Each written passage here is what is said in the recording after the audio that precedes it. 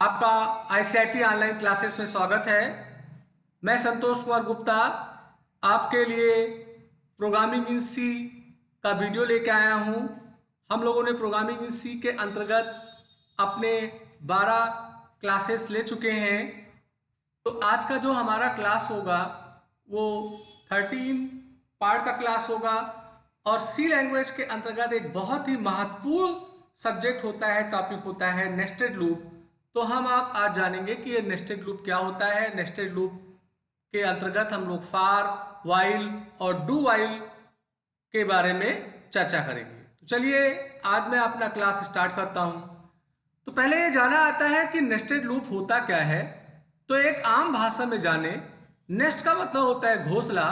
तो जब आप किसी एक स्टेटमेंट को उसी के ही बॉडी में, उसी के ही ब्लॉक में दोबारा यूज करते हैं तो उस क्रिया को हम लोग नेस्टेड बोलते हैं। आपने इफ का नेस्टेड देखा, स्विच का नेस्टेड देखा। तो इसी तरीके से आपको सी अनुमति देता है कि आप लूप के बॉडी में एक अनदर लूप खोल सकते हैं। इसे ही हम लोग नेस्टेड लूप बोलते हैं। तो सी आपको अनुमति देता है कि आप लूप का नेस्टिंग कर सकते हैं और सी के अंतर्गत आपको ये गुण मिलता है, अनुमति मिलता है कि आप एक लूप के अंदर एक दूसरा लूप आप स्टार्ट कर सकते हैं और इसमें कोई लिमिटेशन नहीं है। आप कितने भी नेस्टेड कर सकते हैं। ये नहीं कि केवल एक लूप है तो उसके बॉडी में एक ही आएगा। आवश्यकता पड़ने पे आप जितने भी नेस्ट बनाना चाहें नेस्ट बना सकते हैं। साथ साथ ये भी आपको जरूरी नहीं होगा कि हम फार का नेस्टिंग कर रहे हैं तो उसमें उसके बॉडी में फार स्टेटमेंट ही आएगा। हम फार में वाइल, वाइल में फार, वाइल में डू वाइल, डू वाइल में वाइल, किसी भी लूप को नेस्ट कर सकते हैं। अब हम लोग सिंटेक्स देखें कि जो ये नेस्टेड लूप होता है इसका सिंटेक्स क्या होता है। तो सिंटेक्स में सबसे पहले आपका आउटर लूप होता है। आउटर लूप का मतलब जो आपका पेरेंट लूप है आप उसको ओपन करोगे, उसका ब्लॉक खोलने के लिए ब्रेस लगता है। अब उसके बॉडी में अगर आपको अनदर लूप की जरूरत पड़ रही है तो उस अनदर लूप को इनर लूप के बारे में बताया गया। अब इनर लूप के अंदर अगर आपकी आवश्यकता है तो आप उसका भी एक इनर लूप खोल सकते हैं। अन्यथा जो इनर लूप में आपको स्टेटमेंट एग्जीक्यूट कराना है आप उसको लिखेंगे। अगर आपकी आवश्यकता आउटर लूप के अंदर भी कोई स्टेटमेंट एग्जीक्यूट कराना है तो आप उसको लिखेंगे और आप अपने आउटर लूप का ब्लॉक क्लोज करेंगे। तो ये आपका एक सिंटेक्स है कि हम लोग कैसे नेस्टेड लूप को लिखते हैं। अब हम लोग थोड़ा सिंटेक्स देख लें कि अगर हम लोग नेस्टेड फार लूप कर रहे होंगे तो उसका क्या सिंटेक्स होगा। सिंटेक्स सेम वही है जो आप फार लूप लिखते थे। फार लूप में आप ब्रैकेट खोलते थे, इनिशियलाइजेशन, कंडीशन, इंक्रीमेंट या डिक्रीमेंट की बात करते थे, ब्रैकेट बंद करते थे, तो वैसे ही लिखा जाएगा। बस अगर आप देख पा रहे होंगे तो इस फार लूप के ब्लॉक में हमने एक अनदर फार लूप खोल दिया है तो ये आपका नेस्टेड फार लूप आता है। इसी तरीके से वाइल लूप की अगर नेस्टेड होगी तो वाइल का आप सिंटेक्स जानते ही हो। तो अगर आप वाइल लूप में वाइल लूप को लेके आ जाते हो तो आपका नेस्टेड वाइल लूप कहलाता है। और इसी ही तरीके से आप डू वाइल को भी नेस्ट कर सकते हैं। तो आप देख पा रहे होंगे यहाँ पे मैंने डू के अंदर डू फिर ओपन किया है और वाइल को बाद में मैंने क्लोज किया है। तो ये आपका नेस्टेड हो आता है वाइल लूप का। तो हमारा जो नेस्टेड है उसे चाहे आप फार के साथ यूज करो, चाहे वाइल के साथ यूज करो, चाहे डू वाइल के साथ यूज करो, आप किसी भी लूप के साथ इसका नेस्ट कर सकते हैं। तो चलिए अब हम लोग जल्दी से कुछ प्रोग्रामिंग कर लें और देखा जाए कि प्रोग्रामिंग के माध्यम से हम लोग नेस्टेड लूप का कैसे प्रयोग करते हैं। तो मैंने आपके लिए कुछ प्रोग्राम पहले से ही बना लिए हैं। तो मैं आपके सामने सबसे पहले एक प्रोग्राम लेके आ रहा हूं। इस प्रोग्राम का उद्देश्य ये होगा कि हमारा कंपाइलर हमें 2 से लेके 10 तक का टेबल यानी पहाड़ा दिखा दे। तो अगर आप देखो तो यहाँ पर हमें नेस्टेड लूप की सहायता इसलिए लेनी पड़ेगी क्योंकि हमें 2 का भी टेबल चाहिए, 3 का भी चाहिए, 4 का भी चाहिए, 10 तक चाहिए। तो एक लूप हमें 2 से लेके 10 तक के गिनतियों को जनरेट करने के लिए लगाना पड़ेगा। और आपको पहले से पता है कि किसी भी गिनती का अगर हम टेबल बना रहे होते हैं तो हम उसे 1 से लेके 10 तक के गिनतियों से मल्टीप्लाई करते हैं तो हमें एक इनर लूप लगाना पड़ेगा जो हमारे आउटर लूप के प्रत्येक गिनतियों को 1 से लेके 10 तक मल्टीप्लाई करेगा, तो हमें उसका टेबल मिल जाएगा। तो अगर आप देख पा रहे होंगे तो यहाँ मैंने 2 लूप लगाया है। एक लूप में m से ले रहा हूँ, एक लूप में n से ले रहा हूँ। तो m वाले में मैंने 2 से 10 चलाया है, चूंकि मेरी रिक्वायरमेंट 2 से लेके 10 तक का टेबल देखने का है।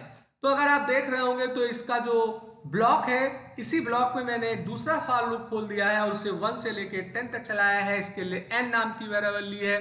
तो इसका मतलब यह हुआ कि m की वैल्यू 2 होगी, कंडीशन ट्रू है तो वो नीचे आएगा और नीचे आने पे हमारे इनर लूप को 10 टाइम चलाएगा। तो चूंकि m की वैल्यू 2 है और n बार बार 1 से लेके 10 तक बढ़ता हुआ जाएगा, तो 2 1 जा 1, 2 2 जा 4, 2 3 जा 6, ऐसे वो मल्टीप्लाई करेगा और प्रत्येक मल्टीप्लिकेशन का रिजल्ट मैं प्रिंट करा रहा हूं। तो इस तरीके से आपको 2 का टेबल मिल जाएगा। अभी मैंने यहाँ पे printf \n इसलिए लगाया क्योंकि मैं प्लान कर रहा था कि जब एक गिनती का टेबल खत्म हो तो हमारा लाइन चेंज हो जाए, इसलिए मैंने इसको लगाया। अब ये आपका आउटर लूप का ब्लॉक है, तो चूंकि अभी लूप ये फाल्स नहीं हुआ है तो ये ऊपर आएगा, m की वैल्यू 3 करेगा। अब आपका 3 का टेबल 1 से लेके 10 तक जाएगा। तो इस तरीके से m से एक गिनती आगे बढ़ेगी और उस हर गिनती को वो n के 1 से लेके 10 तक के वैल्यू से मल्टीप्लाई करेगा, तो आपको 2 से लेके 10 तक टेबल मिल जाएगा। चलिए इसको हम लोग रन करके देख लेते हैं कि इसका क्या रिजल्ट आ रहा है। तो जैसे अगर आप देख पा रहे होंगे, ये जो पहले 2 वाला लूप है, इस 2 वाले लूप के माध्यम से 2 का टेबल आपका दिख रहा है। ऐसे 3 का आ गया, 4 का आ गया, इस तरीके से आपको 2 से लेके 10 तक का टेबल मिल जाता है। अब अगर आप प्लान कर रहे हैं कि हमें 2 से 10 तक का नहीं चाहिए, हमें 5 का टेबल चाहिए, 6 का चाहिए और 7 का चाहिए, तो आप यहाँ पे चेंज कर सकते हो कि हमारा जो स्टार्टिंग m होगा वो 5 होगा और ये 7 तक जाएगा। तो अब अगर आप इससे एग्जीक्यूट करते हो तो आपको उन्हीं ही गिनतियों का टेबल मिलेगा। तो दोस्तों यहाँ पे हम लोगों ने नेस्टेड लूप इसलिए लगाया क्योंकि हमें 2 प्रकार की वैल्यूओं को डेवलप कराना है, एक जिनका हमें टेबल चाहिए और एक हर गिनती को 1 से लेकर 10 तक के गिनतियों से मल्टीप्लाई होना होता है, इसलिए उसको लिखा गया। अब इसी ही तरीके से जैसे आपने फॉर लूप का नेक्स्ट देखा, इसी तरीके से हम लोग देख लेते हैं व्हाइल का।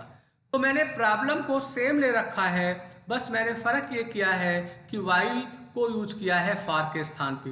तो अगर आप देख रहे होंगे यहाँ मैंने m की वैल्यू 2 ली है, फिर मैंने व्हाइल लूप लगाया है कि ये 10 तक जाएगा। तो ये जो लूप बन रहा है इसका मतलब 2 से शुरू होगा और 10 तक जाएगा। अब मुझे दूसरा एक लूप बनाना था जो 1 से चलता हुआ 10 तक जाएगा, तो ये दूसरा लूप जो होगा ये उसके लिए बनाया गया है कि आपके प्रत्येक m की गिनती को n से मल्टीप्लाई करें। और फिर यहाँ पर लाइन चेंज करने के लिए लिखा गया है और m प्लस प्लस करके फिर ऊपर वाले लूप में भेजा गया है, तो ये 3 हो जाएगा और 3 के बाद फिर ये आपका 1 से लेके 10 तक चलेगा। तो ये जो आप प्रोग्राम देख पा रहे हो ये आपका प्रोग्राम है व्हाइल लूप के माध्यम से। तो आप यहाँ पे अगर इसको रन करोगे तो आपका आउटपुट वैसे ही आएगा। अक्सर फॉर लूप तो नेक्स्ट करने में बहुत आसान होता है, पर व्हाइल लूप में लोग इस इंक्रीमेंट वगैरह वाले में गलती कर देते हैं। जैसे आपने यहाँ m की वैल्यू 2 करी, फिर यहाँ कंडीशन लगा दिया और मान लेते हैं आपने यहाँ पर m का इंक्रीमेंट नहीं लगाया, तो ऐसे स्थिति में ये इनफिनाइट लूप बनाएगा। क्योंकि m की वैल्यू 2 है और m रुकेगा तब जब वो 11 यानी 10 से बड़ा होगा। क्योंकि m कहीं बढ़ नहीं रहा है तो बार बार उसे m की वैल्यू 2 मिलेगी। तो इस तरीके से आपका ये इनफिनाइट लूप बन जाएगा। तो यहाँ इंक्रीमेंट होना जरूरी है। एक गलती हम लोग और करते हैं कि ये जो n = 1 मैंने लिखा है, बहुत लोग ये वाली वैल्यू यहाँ पर लिख देते हैं और यहाँ से इसको नहीं लिखते हैं, इसके इनर में, ये केवल आउटर में ही लिख देते हैं। तो ऐसे स्थिति में क्या होगा कि पहले वाले गिनती का तो आउटपुट सही आएगा क्योंकि m की वैल्यू 2 है, n की वैल्यू 1 है, तो 2 का टेबल 1 से लेकर 10 तक जाएगा। पर अगली बार आपका ये वाला लूप चलेगा ही नहीं क्योंकि n यहाँ बढ़ते बढ़ते 11 हो गया है और वो इसी ही लूप में है, तो उसे n की वैल्यू 1 मिलेगी ही नहीं। तो ये अंदर वाला लूप अगले वाले टेबल के लिए नहीं चलेगा।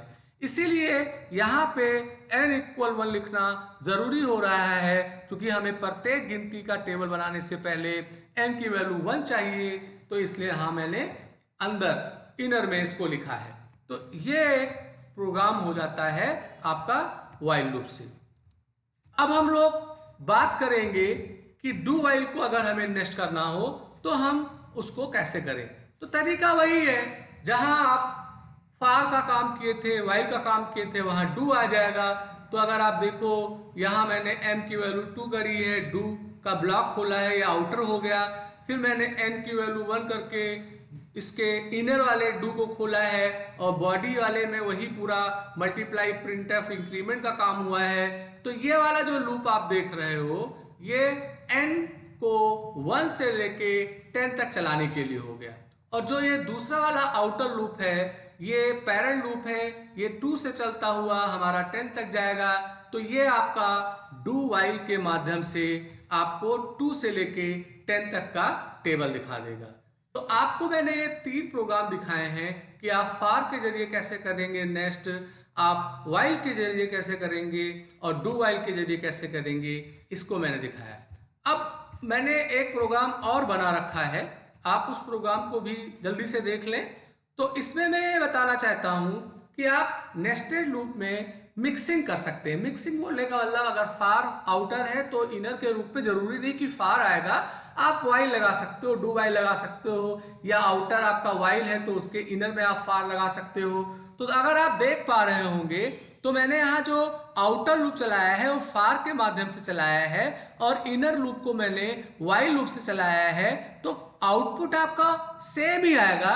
अब यह आपको सोचना होता है कि जब हम नेक्स्ट कर रहे हो तो फार को ही लेके चलें, या वाइल या डू वाइल को लेके चलें। कुल मिला के ये किताबी परिभाषा है कि फार लूप तब चलाया जाता है जब एक निश्चित टाइम हो, वाइल डू वाइल तब चलाया जाता है जब टाइम निश्चित ना हो।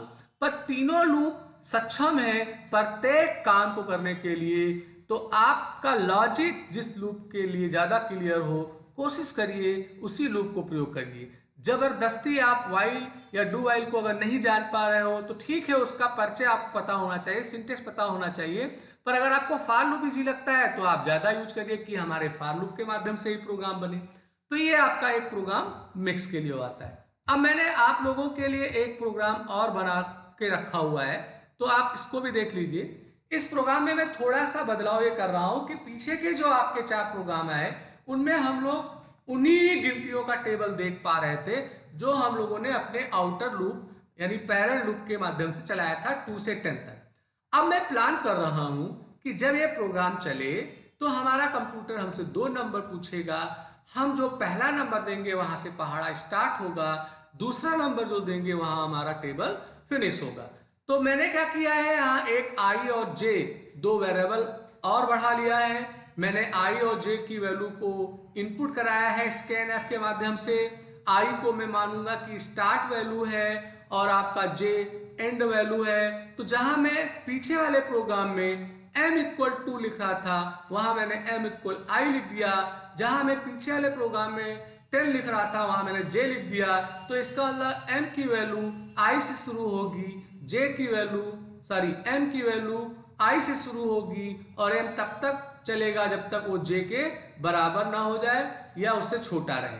तो बाकी का जो प्रोग्राम है वो सारा एज इट इज ही है, बस फर्क मैंने यही किया है कि यहाँ स्टार्ट और एंड नंबर को इनपुट करा दिया है। तो जब आप इस प्रोग्राम को एग्जीक्यूट करेंगे तो मान लो आपने 3 दे दिया और यहाँ पे आपने 3 दे दिया, तो खाली 3 का ही टेबल आया, इसलिए चूंकि मैंने स्टार्ट भी 3 दिया था और एंड भी 3 दिया था। अब अगर आप चाहते हो कि हमें ज्यादा पहाड़ा मिले तो यहाँ 3 दे दिया, यहाँ 9 दे दिया, तो 3 4 5 6 7 8 9 का टेबल आपके सामने आ रहा है। तो जो भी आपको टेबल चाहिए उसकी स्टार्ट और एंड गिनती देंगे। थोड़ा ध्यान देना है कि स्टार्ट को छोटा देना होगा और एंड को बड़ा नंबर देना होगा। अगर आपने स्टार्ट 9 दे दिया और एंड 3 दे दिया तो लूप फाल्स हो जाएगा और आपको टेबल नहीं मिलेगा। अगर आपको लगता है कि कोई गलती कर सकता है कि वो छोटी वैल्यू पहला वाला डाल दे, तो उसके लिए आप यहाँ इफ लगा सकते हो कि अगर हमारा स्टार्ट वैल्यू छोटा होगा j से, तो ये वाला हमारा काम करेगा। और इसके ब्लॉक में आप सारे प्रोग्राम को रख दो और यहां पर इसको बंद कर दो। तो हम लोगों ने पूरा जो कॉन्सेप्ट लगाया था लूप का, उसे इस इफ के अंदर डाल दिया है। ये इफ ट्रू तभी होगा जब आप i की वैल्यू j से छोटी डालोगे, या ऐसा भी हो सकता है कि दोनों बराबर रहे तो यहां इक्वल लगा सकते हैं। पर अगर ये कंडीशन हमारा फॉल्स हो तो यहां मैंने एल्स करके एक मैसेज प्रिंट करा दिया है कि आपने जो नंबर दिया है वो रॉन्ग दिया है, या कोई भी एक सुटेबल मैसेज आप दे सकते हो कि आपकी पहली वैल्यू बड़ी है इसलिए लूप नहीं चल पा रहा है। तो अगर इस प्रोग्राम को मैं रन करूं तो मैंने यहाँ पे दिया 4 और यहाँ पे मैंने दिया 4, तो चूंकि दोनों वैल्यू बराबर है इसलिए टेबल आ गया। अब मैं चलिए एक बार फिर से रन करता हूं। यहां मैंने दिया 5, यहां मैंने दिया 7, तो कंडीशन चूंकि ट्रू है, 5 से छोटा है इसलिए फिर टेबल आ गया। अब मैं अगर इस प्रोग्राम को रन करूं, पहली वैल्यू बड़ी कर दूं, छोटी वैल्यू मैंने छोटी कर दी, तो लिख के आ जाएगा रन। तो इस तरीके से आपको मैंने ये सारे लॉजिक दे रखे हैं। जरूरी नहीं कि मैं जो प्रोग्राम आपको बना के दूं आप उसी को ही केवल लिख के और कंपाइल करके देख लें। अब आप भी थोड़ा सा सोचें कि हम अपने प्रोग्राम में और भी क्या बेहतर कर सकते हैं, उस तरीके से आप स्टेटमेंट को लागू कर सकते हैं। तो दोस्तों, मेरा आज का क्लास यहीं समाप्त होता है, और अगर आपको मेरा वीडियो अच्छा लगा हो तो आप उसको लाइक ज़रूर करिएगा, और हो सके तो इसे औरों लोगों को भी शेयर करिए। और अगर आप मेरे वीडियो को सब्सक्राइब करते हैं तो इससे आपको नए वीडियो की अलर्ट मिलती रहेगी। जैसे आपने देखा है कि मैंने अभी पावर पॉइंट का भी एक वीडियो डाला है, मैंने अभी एक MS वर्ड का भी वीडियो डाला है, आज मैं एक नया वीडियो इसके बाद और डालने वाला हूं एक्सेल का। तो जो MS ऑफिस के प्रोग्राम हैं उनमें मैं चाहता हूं कि क्विक कोई भी पर्सन सीख पाए। मान लेते हैं वो कोई चाहता कि मैं आधे घंटे में वर्ड में काम करना जान जाऊं, तो वो आसानी से सीख सकता है। तो अगर आपने मेरे वीडियो को सब्सक्राइब कर रखा है तो कोई नया वीडियो मैं अगर डालता हूं तो आपको वो तुरंत मिल जाएगा। आपका दिन शुभ हो। धन्यवाद।